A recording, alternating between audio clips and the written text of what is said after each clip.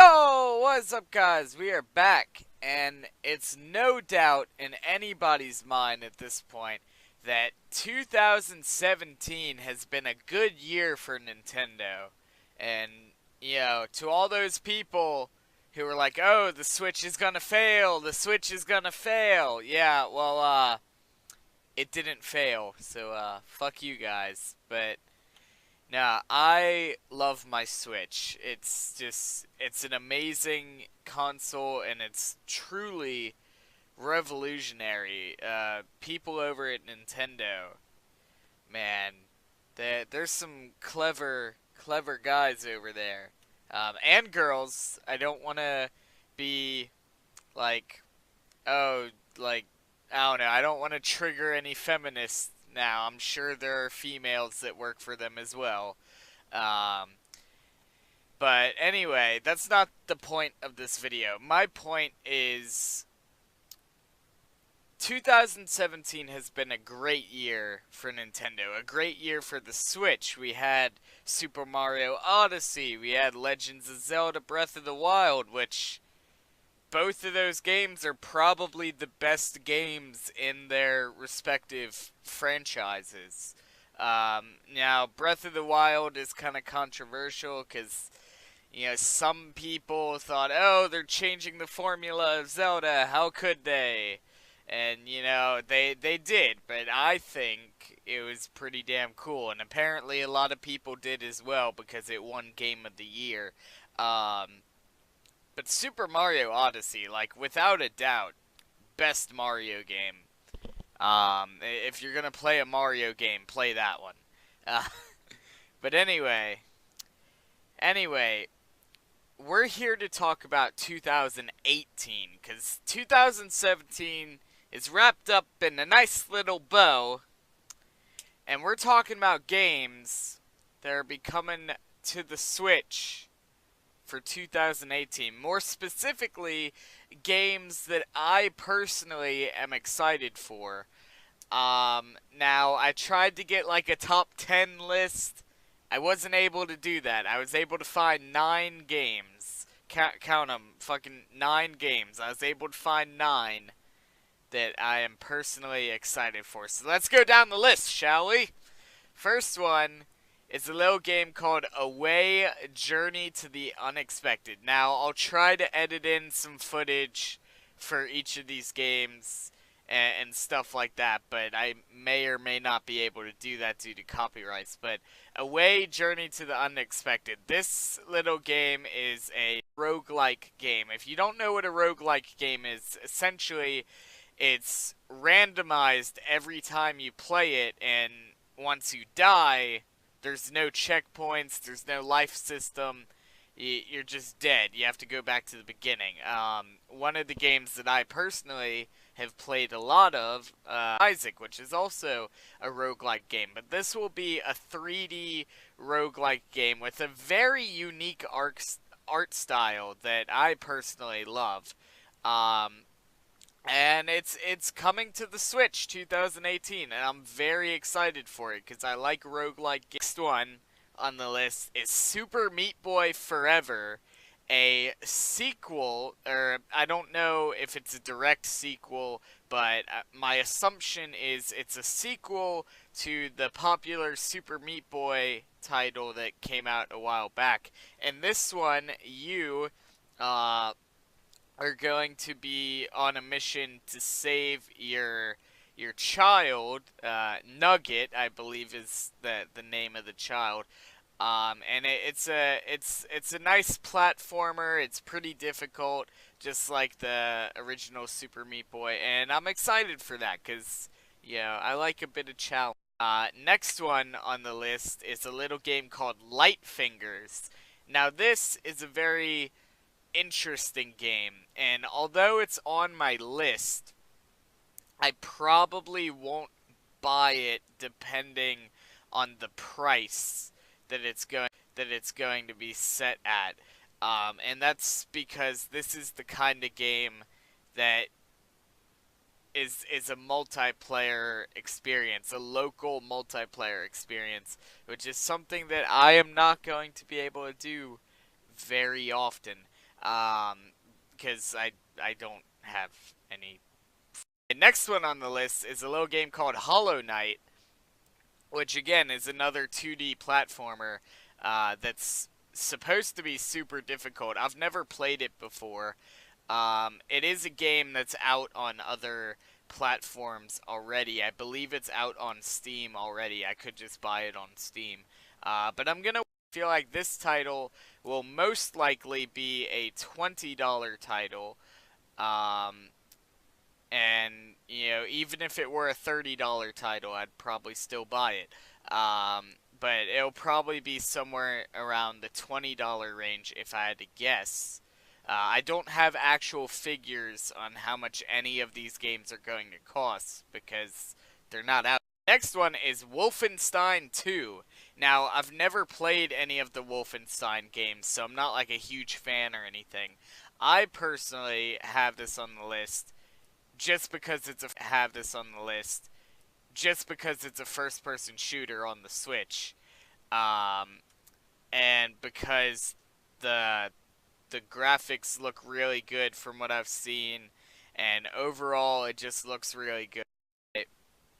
Next one is a little game called Murphy's Law, or Murphy's Law. I'm not sure how to pronounce it, but this is on the list for a few reasons. First of all, it's another shooter. I believe this one is the primary reason this is on the list is because it's such a unique concept.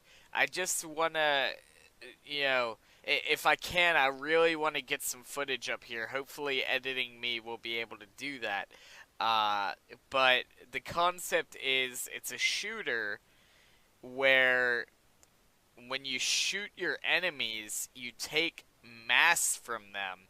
So they start to shrink and you start to get bigger. And the idea is you want to shrink the enemy team out. Next one on the list, cue the fucking music, cue the da da da da da da da da da da da, the fucking Megaman 11. Oh my god, Mega Man 11. I'm a Mega Man fan. I wouldn't say I'm a huge Mega Man fan, because I didn't really grow up with Mega Man like some of the people who are slightly older than me did. So I didn't really grow up with Mega Man, so I can't say I'm a huge fan. But I love the concept of Mega Man games, of being like kind of like a 2D run and gun platformer with like a boss rush element brought in, and every time you beat a boss you get to take their powers and use it on other bosses, and it's a great concept, and it's amazing. And they're making Mega Man 11 for the Nintendo Switch. To my knowledge, it will also be available on Xbox, PlayStation, and PC, from what I understand. So that would be cool for people who don't have a Switch. But I'm buying it on the Switch, because portable Mega Man. This is second on the list. This is Attack on Titan 2. I am a huge Attack on Titan fan. I have the fucking cosplay outfit. I have some keychains. I love Attack on Titan. That being said, Attack on Titan 2 is going to be on the Switch, which is great because I have Attack on Titan 1, which is Attack on Titan Wings of Freedom. I have that on Steam on my computer because when it came out, it was available for like the new Xbox, the PlayStation 4, and PC. And I don't have the new Xbox or the PlayStation 4, so my only option was to buy it on PC, which I did. Don't do that. I can't recommend it because the controls for the PC version, unless they fix it for Attack on Titan 2, which they might, but don't buy the first one on PC. The controls are so goddamn awful that it's nearly unplayable. The controls are literally as if they were designed for someone with 3 hands. It's just like you have. I'm gonna try to show my keyboard real quick. WASD controls a thing. Okay. Then you have TFGH that controls a thing. Then you have fucking IJKL that controls a thing. Then you have fucking shift and spacebar that control a thing. And it's like, I only have 2 hands, dude. Why didn't you just... Oh, I just dropped my mouse. But why didn't you just use the fucking mouse for that? Like WASD, EQ, shift, maybe even tab and spacebar, and then just use the fucking mouse for everything else. Like, come on, guys. I genuinely believe the people who did Attack on Titan, who were like given the project of porting it to PC, have never played a PC game in their lives because of how horrible the controls were. That being said, I did not hear anyone complain about the PS4 or Xbox 360, or not 360, Xbox One versions. Nobody complained about the controls for those versions. It was only the PC. That being said, I am thrilled that Attack on Titan 2 is for the Switch, because I would not be buying it for the PC after my experience with the first game on the PC. So, the fact that it's going to be on Switch means that I get to play it, and I actually get to play it the way it was meant to be played, as opposed to sitting around for 20 minutes guessing which button does what, because the people who fucking mapped it don't know what the fuck they're doing. So I can't recommend buying it on PC. You might be taking a risk there. But if you're an Attack on Titan fan, definitely buy it for one of the consoles, because yeah, it's gonna be great. I'm buying it for the Switch for sure, which is why it's second on the list. Which brings us to the final game on the list. So I'm gonna have editing me edit in a drum roll if he remembers to do it. So drum roll, please. Did he do it? Do it?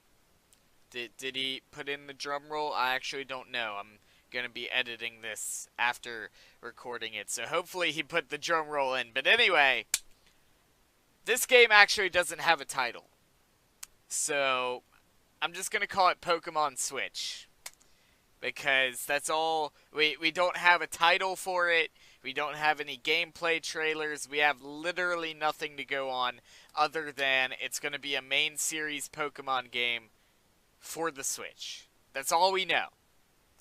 That being said,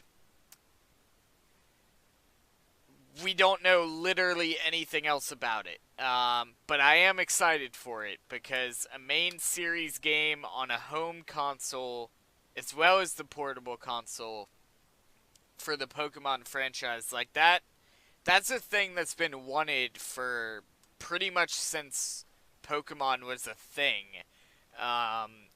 So, you know, being able to finally have that is going to be great. Now, obviously, they're going to have to make some changes for when, you know, there's going to have to be a lot of changes, because you're going from playing Pokemon games on something that has 2 screens to playing on something that only has 1.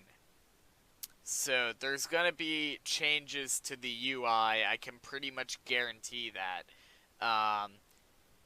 And I'm sure they're going to take advantage of the graphical qualities of the Switch, which some people will be okay with that.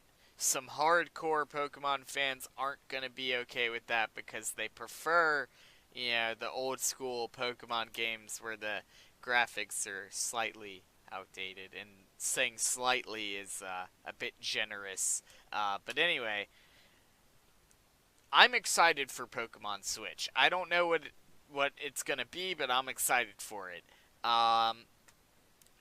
People are saying, oh, it's gonna be Diamond and Pearl remakes, which would make sense because Diamond and Pearl are next on the chopping block to be remade. However, Game Freak has never started a new console with a remake. It's always been a new generation with each new console. That being said, I think it might be Generation 8 that we get for the Switch. Now, Generation 8 in 2018 might be asking a lot because, we just finished 2017 and we just about finished Generation 7. The Sun and Moon anime is pretty much wrapped up in a nice little bow. We just got Ultra Sun and Ultra Moon, which love it or hate it, it is what it is.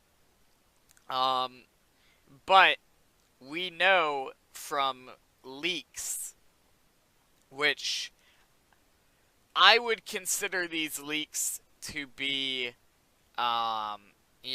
trustworthy leaks because it's from the same people who predicted Rainbow Rocket and Ultra Sun and Ultra Moon way before it was announced. And it's from the same people who predicted the Gen 7 starter evolutions way before they're announced. So, I consider these leaks to be relatively trustworthy, but take them with a grain of salt, if you will. According to the most recent leaks that I've heard about, the entire story for whatever the Switch game is going to be has already been finished and translated to the different versions that they're going to have. Which the story is a big part of the game. If the story's already done, I feel like it could be possible for them to have Generation 8 in 2018 if the story's already done, wrapped up in a nice little bow like the recent leaks claim to have been. That being said, I'm excited. If it's Diamond and Pearl remakes, I probably won't buy it. But if it's Generation 8, or even if it was just Ultra Sun and Ultra Moon, which I don't think it's going to be, I would probably still buy it. Because I have not bought Ultra Sun or Ultra Moon yet, which I do plan to. But anyway, that's going to wrap up my list of games that I am most excited for 2018. For the Nintendo Switch. Let me know if you agree with this list, if you disagree, if there's any games that you know about that aren't on this list that you're excited for. I would love to hear about it. But anyway, that's going to wrap up this video. See all you guys next time. Goodbye, guys.